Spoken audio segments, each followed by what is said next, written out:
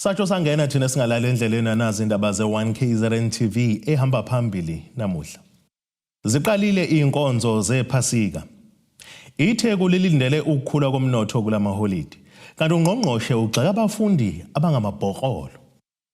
Indaba ze1KZN TV siyakhuleka nenabesilo sanibonani.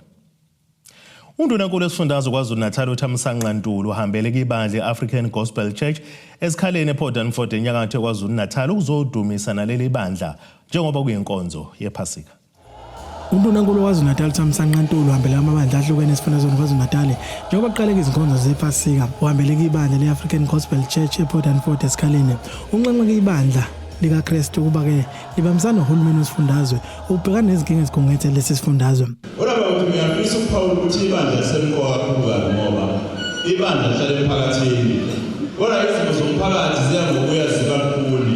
Ingakho ngifisa ukuba namhlanje nginxenxe ibandla ukuba libambisane nami, libambisane nohulumeni ukulungisa lesi sifundazwe. Singazenzeli thina senzele izingane zethu.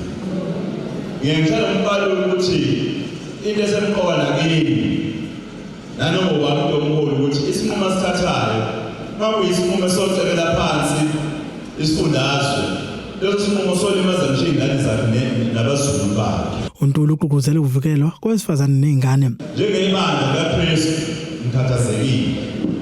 Ngicela ukuba senze konke ukuvikela abantu besifazane kanye nezingane. Ikakhulukazi nabesilisa ibalo zokuhlunyezwa kwabantu besifazane nokubulawa kwabo bebulawa amadoda futhi amadoda amnyama apisholo njengami nathi sonke sibedlela bambalwa abamhlophe abakwenzayo. Manje singathi awethu ingaxoxa le ndaba ngoba ayikhethi ibalo ezikhombisa ukungafuni ukushona phansi ebudekweni yilezo zodlula kanye nalezo zokuhlunyezwa kwabantu besifazane nezingane. Umholi webandla leAfrican Gospel Church uthi izinkonzo zephasika zingaba isixazululo kwizingozi zomgwaqo kanye nokulwa nedakamizwa kubantu abasha. iGood Friday ifanele siyinake ngoba inayo imphumela emihle njengoba ngilinganisa ngami nje ukuthi awuphambi kweGood Friday ukuthi uNkulunkulu abasiza abantu nomphakathi nje ungabi nazo izinto zobugebengu nokudla iwunga nokulimazana njengoba manje khona ingozi evelayo kufa abantu befa bephuzile ngenxa yokungabi nawo uJesu. Ngakho sithatha njengento ubaluleke kakhulu uGood Friday ngaphezulu kwayo yonke amaholiday akhona. uNdunankulu Thamsanqa Ntuli kulindele abaqhubeke nohambo lwakhe uhambela amabandla ahlukene kuze kuba-ke isonto. Ezindabeni ze1KZN TV kuba inkosi enhle Mthembu ePort Danford esikhaleni. Iziphathimandla zetheku zithi ilindele ukuthi lenyanga kaMbasa ikhulise umnotho ngenxa amaholide kuyona njengoba belindele kuyivakashe izoza khona izoncebeleka. Ukufika kuyivakashe kagcina ngokonyusa umnotho kodwa ke kudala namathuba omsebenzi.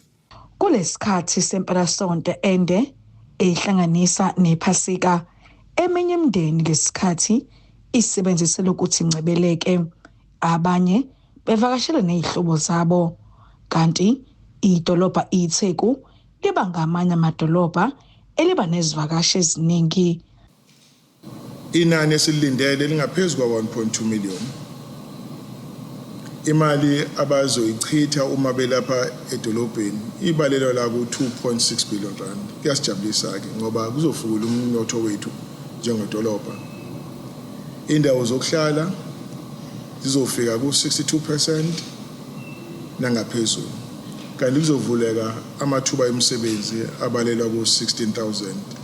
Kuyasijabulisa ke lokho. Futhi lokho kwenzeka ngesikhathi lapho idolobha lethu lihlonzwe njengelinye lamadolobha emhlabeni wonke jikelele. Labekwa unumber 14 emazweni noma ngamadolobha u100 ebebekade bewacwaninga njengeindawo lapho abantu abangathokoza ukuvakashela ngo2026. Kuyasijabulisa ke njengedolobha ukuthi sibeke ebalozweni sabo number 14 kuma cities and lapho ke angathokozisa bonke abantu abafuna ukuvakasha. Inyanga uApril izoba nemicimbi ehlukene eThekwini ogcina ivakashi. Ngokusho kwalo masipala uthi lokho kusiza kakhulu ekutheni kukhulisa nomnotho. Ziningi izinto ezikhona lapho esihlelile nathi njengedolobha. Khona ezoba thokozisa kune one man concert, iDuke on Fleet, uSjava and ne roll with the punches, no Mandisi Jantshi, symphonic celebration kunokunye futhi. Abamba nengane bazothola ukuyithokozisa nokuthokozisa lezo ingane kuShaka Marine, abanye bangavakashela kwiMitchell Park Zoo, abanye baye kwiBotanic Garden. Zonke lezi ndawo lezi zihlelelwe ukuthi abantwana bakwazi ukuthi bazithokozise bename futhi kulapho bezovula khona nemiqondo yabo.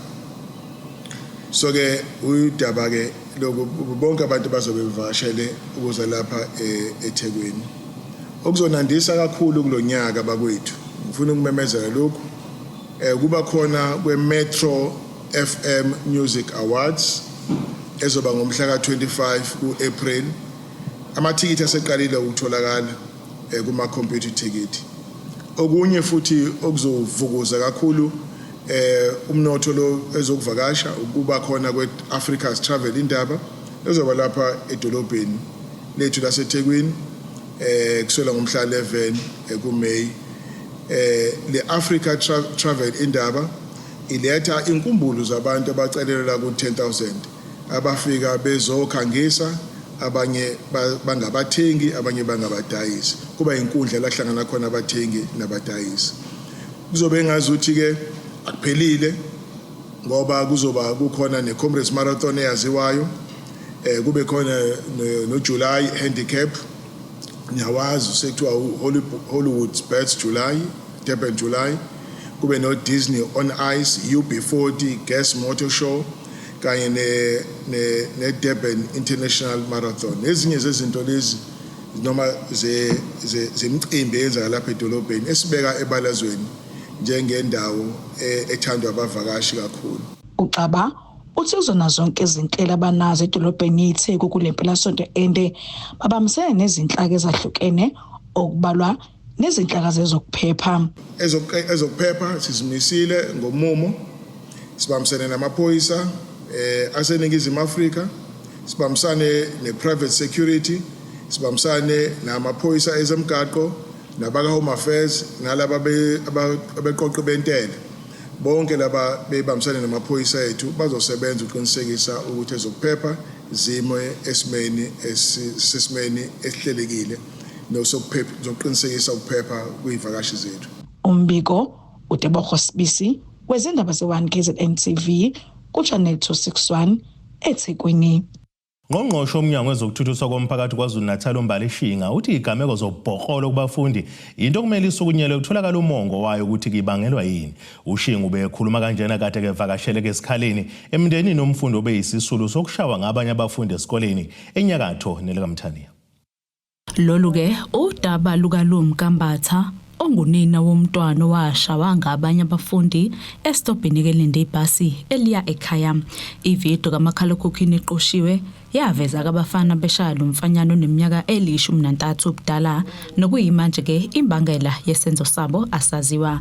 Umama womntwana uthi ufuna ubulungiswa ngomntwana wakhe njengoba ke ehlukumezekile. Umntwana wabhulishwa ngomhla ka 7 or 6 kodwa kwakulesihlanu March. Wafikela ekhaya wangasho ukuthi esikoleni ingane zimshayile ngoba zamfica ngaphandle kwegate kwi-shelter elinde ibhasi ebuya esikoleni. Bafike bamshaya keke bathi uma engabesho bazomgwaza. Wafika wangasho ngomsombuluko wangaya esikoleni wasekulahleka ithikithi.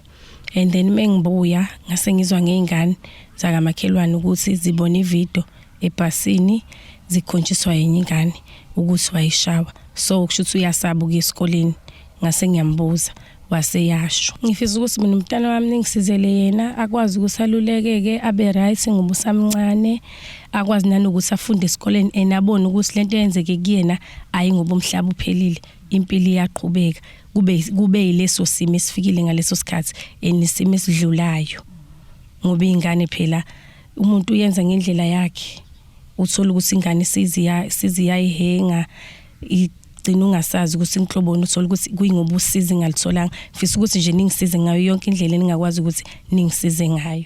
Umama wabese evula icala ngemuva kokuthi ke kwenzeke lesisigameko.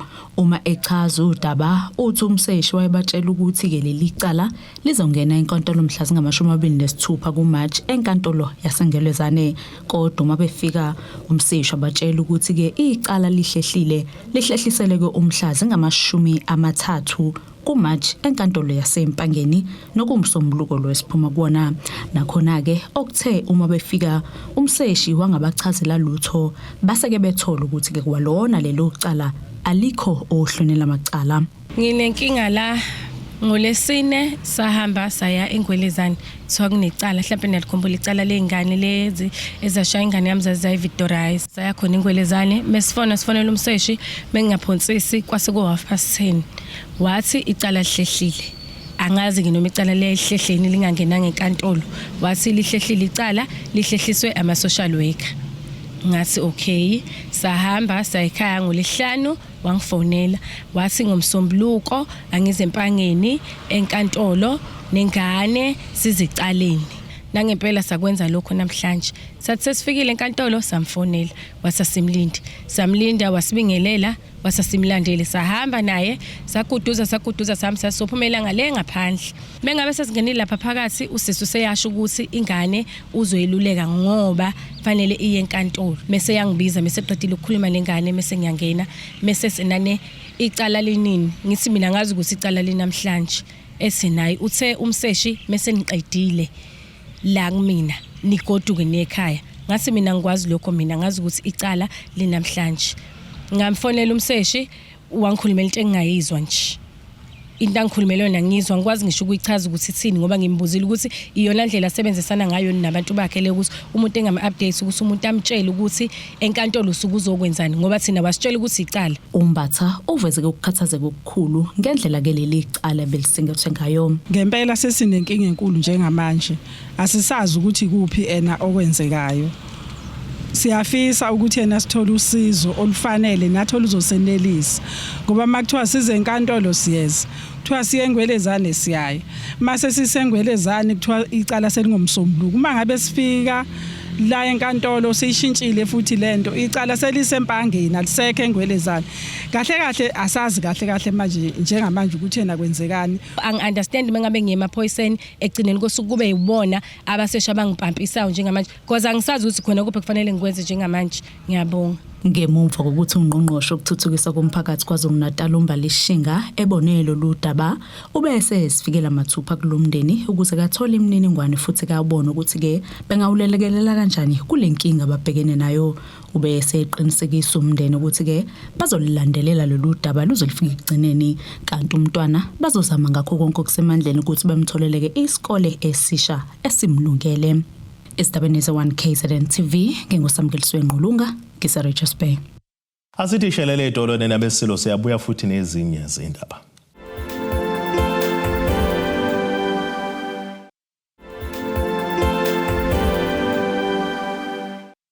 Asibonge siphinde sinamukele futhi kwindaba zethu ze-1 KZN TV nazo ke zona ehamba phambili namuhla. Ziqalile inkonzo zephasika. ITheku lilindele ukukhula komnotho kulamaholide kanti ungqongqoshe ugxeka abafundi abangamabhokolo. Umphakathi wasithembelihle ku-138 ngaphansi kwamasipala omsunduzi KwaZulu-Natal uzwakalisa ukukhathazeka ongabinawo ugesi njengoba sekuphele izinyanga eziyisishiyagalolunye kwakhishwa itransformer. Elinye lamalungu omphakathi uSilindile Miya uthi impilo inzima kubona njengoba nomasipala ongabacacisele ukuthi ke izobuyiswa nini. Umphakathi wasethembalihle ku-138 ngaphansi kwamasipala umsunduzi uzwakalisa ukukhathazeka ngokungabi nawo ugesi njengoba sekuphele izinyanga eziyisishiyagalolunye. Bekhuluma nethimba bathi abakwamasipala bakhipha itransformer bezoyibuyisa kodwa kuzobe manje ayikaze ibuye njengoba behlala ngobumnyama. Sinenkinga esibhekene nayo ekagesi esibhekene nayo la eThembalihle. Sekuyisikhathi esideke ama-transformer engekho especially le esekuyophela unyaka ingekho la esihlala khona la abahlala kade behlangene khona nje sibhekene naleyo impi sazama ke namanye awu2 wasekho ke nawo futhi manje siyazama ukuthi singqongqoze komasipala kulekelelane namakhansela kodwa still ngoba ngokwenza research esitholile awu88 ama-transformer angekho la kumsunduzi municipality so nathi siyingxenye yalowo ma-transformer njengoba sizama nje ukuthi silo ukuthi sesafika kule level ukuthi siveze manje endabeni yokusicela usizo ukuthi kungenelele nesizwe sonke sase South Africa sibone ukuthi isimo siphila ngaphansi kwazo njengoma la ngaphansi kwamasipala umsunduze sila ku 38 eThembalihle. Fika lana nje umuntu bese sezame kakhulu ngokuthi i-transformer yethi sino 9 months wonke ingekho ayikho nje akukho nosizo liqhamukayo so sengibona ngazuthi noma siwumphakathi sibona ngazuthi ukukhulu osekuliwa nathi bona baziwe ngoba nama-answers awaphumi mekuthiwa abaqhamuki okuchaza kona ukuthi uyasifailisha umasipala wethu thina siwu-38 nje ngingasho ukuthi ayikho into esinakwe ngayo kakhulukazi kwi-transform okokuqala kwathatha i-transformer yethu enkulu kade ikwazi ukusiphatha sisonke isizathu asikaze sibe khona bayithatha basilethele encane le ncane mengase kuthiwa namhlanje ngikutshela izathu sokuthi izithathwe nje yini akukho nento engakwaba yinto ezobuya emva kwesonto namhlanje 9 months ayibuyile isizathu sokuthi ayibuyile indaba asikho kuyiwe khona impendulo sizithole hayi nakanye kaningi awekho ama-answer aphumayo mhlambe ngalendlela khona answer ezoqhamuka ukuthi kahle kahle yini yenza ukuthi bangayibuyisi le transform lo mphakathi obuhlangene uthi impilo inzima njengoba kumele balungiselele nabantwana abaya esikoleni kanjalo nezinga eliphezulu lobugebengu emphakathini njengoba ungekho ugesi lehlukumezeke ngayo la eThembalihle ngenxa lokuphela kwagesi ugesi lokhu waphela ngoJune till now awakabuyi njengoba sekuzoshaya uApril nje manje sihlukumezeke kakhulu izingane ziyesikoleni zigeze ngamanzi abandayo nezinkuni sezezaphela sitheza senza konke futhi ke mina nje okukhulu nakho konke ngidlulele umntwana ngoDisemba ngenxa yakho ukuthi ugesi awukho ama medication asazi siwafaka phi ngihlukumezeke ngalendlela yokuthi ngihluleka ngisho ukukhuluma inselele enkulu ebhekene nomphakathi ngalena nje kwagesi kudlange ubugebengu la ngaphakathi izingane zethu ziyadlwengulwa umthetho masutshela uthatha kude lo mphakathi uthi subika isikhawu esiningi kuyikhansela kanjalo nezikhulu zakwamasipala kodwa lutho ukusizakala umasipala umsunduzi uthintiwe ngalolu daba kodwa kwaze kwashaya isikhathi sokuya emoyeni ungazange ubuyele kuyithimba izindaba eziwani KZN TV bikuthabani maphumulo eMkungundlovu. Umeya kamasipala uMhlathuze uXolani Ngwezi uthi uzolandela izinyathelo zomthetho ngenkampani egada kenqalazinda kagesi kuwona lo masipala angazange nokho ayidalule. Lokhu kulandela ukuboshwa kwesisebenzi sawo lenkampani einsolweni zokucekela phansi iphehla mandla zikagesi kanjalo nokweba sesisho phela ukuthatha ngozwane. uNgwezi uthi bazosebenzisana nenhlaka zomthetho ukuqhubha uphenyo olujulile ngezigameko zokuhlasela kweziphehla mandla zikagesi zikamasipala. Sekube nezihombe eziningi kucekela phansi inqalazinda kagesi kamasipala uMhlathuze eholela ekutheni umphakathi uhlale bomnyameni. Umasipala uthi ngokusebenzisana namaphoyisa sekuboshwa abasola abathathu ababandakanya kulezi gameko kanti komunye wabo usebenzela kwinkampani egada iziphehla zikagesi zikamasipala uMhlathuze. Ukuthi umasipala ukwazi ukuthi amaphoyisa abophe umsolwa otholakala nemakhebuli kamasipala nangampela amakhebuli kamasipala mase wa verify sathola ukuthi iwona wakamasipala lo muntu ke uboshiwe nabanye ababili bathathu sebebonke usolandelela ukuthi licala lihamba kanjani ngoba lo boshiweyo omunye wabo uqashwe inkampani esebenzela umasipala ukuthi igadi inqalazinda yayo esingeke sisho ke nokho kodwa siyazi ukuthi umsebenzi wayiphi inkampani siyalandelela ukuthi ke inkampani sokwenza kanjani ngoba akufanele phela ukuthi ma ugade noma kumbe ucele umuntu ukuthi akugadele inqalazinda yakho bese kuphinde futhi kube abasebenzi bakhe abayingxenye yalokho kufaka egameni ihlazo egameni kwihlazo igama likamasipala kanjalo futhi nela inkampani so na inkampani sizolalela sizwe ukuthi yona ke izothatha ziphi inyathelo futhi thina umthetho uthi asithathe ziphi inyathelo maku kanjalo.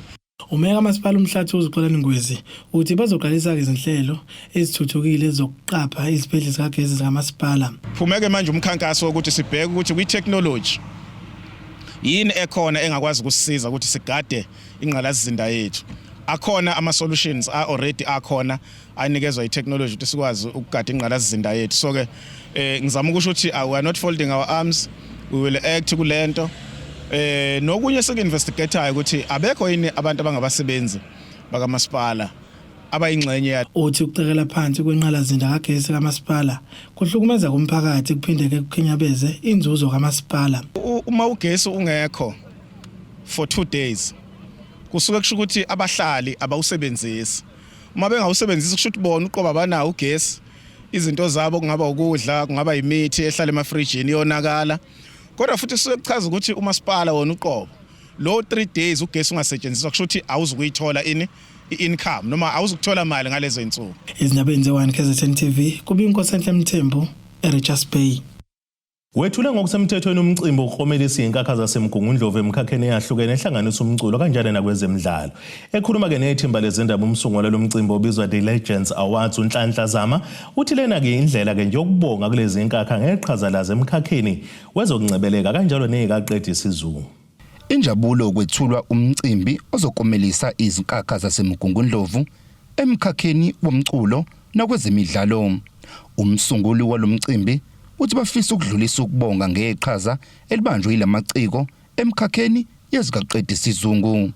Ethu njengamanje akukho la kune platform khona esithi kubona thank you siyabonga ngomsebenzi esenisenzele wona esikhathini eside kangaka. So ingakho sisungule ukuthi ngomhla ka30 kuApril siyobe silapha eCity Hall la sizo award khona amaciko ethu sizothi kubona siyabonga ngakho konke enisenzele kona ushintshe nalwenze ngaleso sikhathi sifisa ukuthi nilishiye kulabo abanye abasakhula sifisa kanjalo nemeya kamasipala wesifunda uMgungundlovu izwakalisa ukweseka kakhulu umcimbi ngoba lezi inkakha zayibamba isashisa futhi kumele sidlulise ulwazi kulabo abasakhulayo. Inqoka kakhulu ukuthi kubongazwe iqhaza la lezi ingqalabutho ebucikweni kanjalo nakwezemidlalo ngezathu sokuthi sibona ngathi kuzoba ukumukezelana nanokuhle kumaciko kwezingqalabutho nalabo abakhona manje emkhakheni wobuciko kanjalo nakwezemidlalo.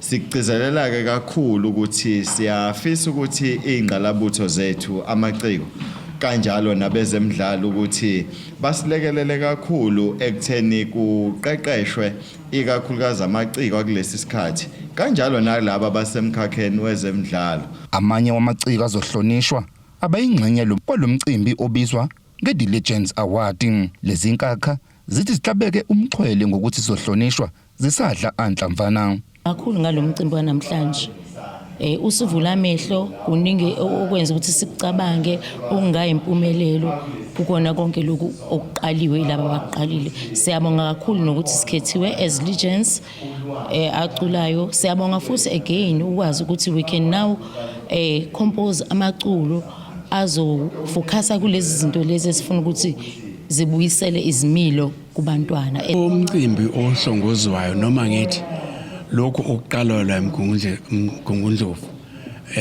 kuqalwa idistrict kuumqondo omhle kakhulu. Izinto ezikhulunyiwe la ziyalakha ngempela izwe ngokwami. Ngicabanga futhi ukuthi kuzoqhubeka nje wabesho nje akuzukubuye kufatalala. Ikakhulukazi ngibona kubhekiswe kakhulu kubantu abasha abasakhula. Ngakho ke abantu abasha bebesakhula thina sesizobuye sihambe kulomhlaba. Kodwa sifisa ukuthi sibone imbewu ebakhayo. And lokho kwenzeka namhlanje ngizwa kumthokozisa ubaba uMkwena. Njengoba ubaba uMkwena nezikhalo nje zokuthi mayengakathole nendawo athole nezinto ngoba ufuna ukuvula nezikolo phela ubaba uMkwena. Hayi sobantu kodwa the whole my respect. So ke izikhalo zababa nje yizo lezo azikho ezinye ezitheni kangako. Ngijabulise kakhulu ingenze ukuthi ngibone ukuthi at least abantu basendaweni engiphila kuyona bakwazi ukusijabulisa sisaphila. Lo mcimbi kulendele ukuthi usingathwe mhla zingama30 kule nyanga eCity Hall edolobheni. Izindabeni ze-1 KZN TV bekuThabani Maphumulo eMgungundlovu. Asiphinde sithi shelele etolweni nebesilo siyabuya futhi nezinye izindaba.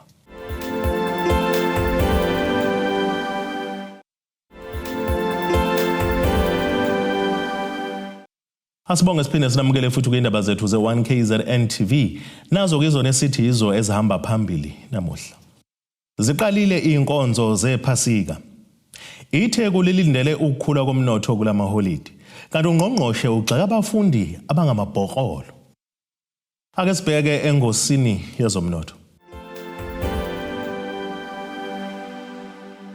Iranda kuleli ngu-16.97 kwidola laseMelika libe ngu-22.41 kupondo waseBrithani, libe ngu-19.55 uma liqhathaniswa ne-euro yase-Europe, kanti intengo yegolide ibime ku-$4,636.55 ounce, kuthi intengo engahluziwe yona ibe ngu-$101.16 umphongolo. Ake sibheke engosini yezemidlalo. Angasaqopha umlando amaqembu adlala kwi-ABC Motsepe Foundation Championship iCasric Stars kanjalo neMilford FC uma ngabe omabili amaqembu enganqoba imidlalo yawo yandulelwe amanqamu womqhudelwano iNedbank Cup ngempelasonto. Lo mqhudelwano udlala ngamaqembu ezigabeni ezahlukene zebhola lakuleli kusukela kwesiphezulu iBetway Premiership kuze ke kufinyelele kwesesine iSuffolk Regional League. Nakuba ke sekwenzeka kamahlandla ambalwa ukuthi amaqembu aqhamuke ezigabeni eziphansi afinyelelwe amanqamu, kepha kugaza kwenzeka ukuthi lingabikho khona elidlala kesigabeni ke esiphezulu. iCasric Stars izodudulana neqembu leBetway Premiership iDurban City eChatsworth Stadium ke eThekwini ngehora lesithathu ntambama ngomgqibelo. Bese kuthi iqembu iMilford FC itholane phezulu nelinye idlala kesigabeni esiphezulu okuyiTS Galaxy eSolomon Mahlangu Stadium kwaMhlanga ngehora ke lesithathu ntambama ngesonto.